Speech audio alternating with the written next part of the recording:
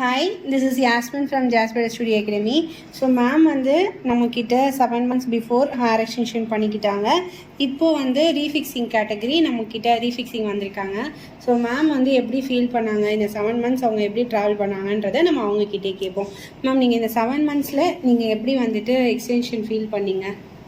Extension ரொம்ப நல்லா இருந்தது. ஆக்சுவலாக ரொம்ப ஹார்டாக இருக்கும், கஷ்டமாக இருக்கும்னு நினச்சேன். ஆனால் நீங்கள் சொன்ன மாதிரி ஃபாலோ பண்ணதுனால எனக்கு ரொம்ப கஷ்டமாக இல்லை, நல்லா தான் இருந்தது. டேங்கிள்ஸ் மட்டும் நீங்கள் சொன்ன மாதிரி நான் அதை ஃபாலோ பண்ணி இது பண்ணி ஹெல்த்தியாக மெயின்டைன் பண்ணிக்கிட்டீங்க. ஆல்ரெடி நான் இவங்களோட பிஃபோர் வீடியோ வந்துட்டு நான் ஷேர் பண்ணியிருப்பேன். அதில் பார்த்தீங்க அப்படின்னா 7 monthsன்றதுனால 3 inches வந்துட்டு ஹேர் வந்துட்டு கீழே இறங்கிருச்சு டிப்பு. ஆனாலும் அவங்க வந்து ரொம்ப ஹெல்த்தியாக மெயின்டைன் பண்ணியிருந்தாங்க. அதனால எந்த டேமேஜுமே இல்லாமல் நான் ரொம்ப அழகாக வந்துட்டு அதை நான் ரிமூவ் பண்ணேன்.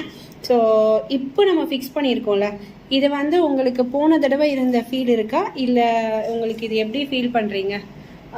போன தடவைக்கு இந்த தடவைக்கு ஃபீல் பண்ணுறேன். ஃபர்ஸ்ட் டைம் ஃபிக்ஸ் பண்ணும்போது கூட எனக்கு கொஞ்சம் எப்படி இருக்குமோன்னு ஒரு பயம் இருந்தது. ஆனால் இந்த தடவை எனக்கு ரொம்ப கம்ஃபர்டபுளாக தான் இருக்குது. Okay okay.